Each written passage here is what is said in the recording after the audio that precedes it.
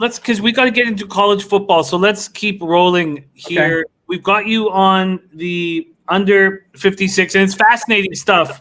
It's fascinating stuff. I don't want to, stop it from happening. It's fascinating stuff, but we'll keep getting into it. We'll have you more and more on the show and keep discussing these ideas. Could you quickly give us your look on the third NFL game before we move on to college football? Yeah, let me just page back here. It's the Raiders, and the Raiders are hosting Buffalo. Yeah.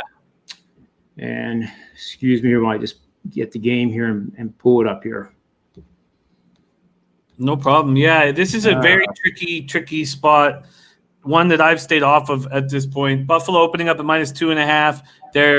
They went to 3. There are now 3.5s on the board, and at 3.5, I might have to pull the trigger on the Raiders. But I would love to hear your breakdown. Take it away. Well, I'll go right to a betting system here that is another very simple one to follow, and I encourage you to write it down. The ones that are out there listening and try it. There's nothing wrong with what paper trading or paper betting. Where you test the system out and you don't actually put the money in a real bet, but you actually monitor the system and then you gain confidence with it. So this system is 81-43 for 65% winners over the last 10 seasons. It's only had one losing season out of the 10. And you play against favorites that are off a home win in the first month of the season or the first 4 weeks. And it's that simple. The straight up record is pretty even, but that brings in the money line situation of playing an underdog with the money line. So 60-65 over the last 10 seasons. It's gone 20-12 over the last 3. 37-19 over the last 5. So you can see the consistency is right around that 62 to 67% success rate in any given season. So that's a pretty good system in my opinion. That's simple, but it makes a ton of sense. I like it, and I guess you can sit back and wait till you get the 3.5s because these 3.5s are going to be on the board. Very, very, very interesting. I like it. Jin Rami saying that's nice. I like that approach.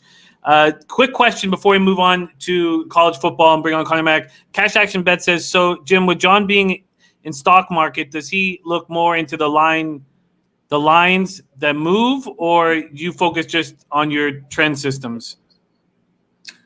The line and the amount of money that in the game is part of the models. So in other words, if we look at the odds for this game. Do you have the flows in front of you right now, Jimmy, for this game? I turned it off, but I could pull them back up. That's okay.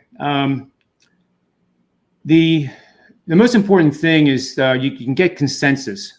And the consensus, let's say 70% of the bets are on Buffalo and 30% are on the Raiders. That generally almost always says that that's where the public is. And as a rule, you kind of want to be on the opposite side, on the book side. So at 70% on the number of tickets is a red flag. However, if it only represents 30% of the money, and I'm doing an extreme example to make it easy to understand. You have 70% of the bets and 30% of the money, that means every one of those bets is pretty small. And it also means that the bets that are going on the other team, in this case, in this example, the Raiders, is the bigger money. Those are the 5, 10, 20 grand bets that are being placed. So you can have a situation, in my example here, of 30% of the tickets being on a team, but 70% of the money. And that's a powerful combination. It's not going to win every time, but it's certainly over time, it's going to win more than 50% of the time. So that's part of the algorithms and the parameters that I use. I love it, John. Great stuff. So we have 3 looks from John in NFL. We have the Niners -7, Cleveland, Dallas under 56, and we have the Raiders. And I'm going to put plus question mark because I imagine that you will wait to get that 3.5 that I think will become widely available.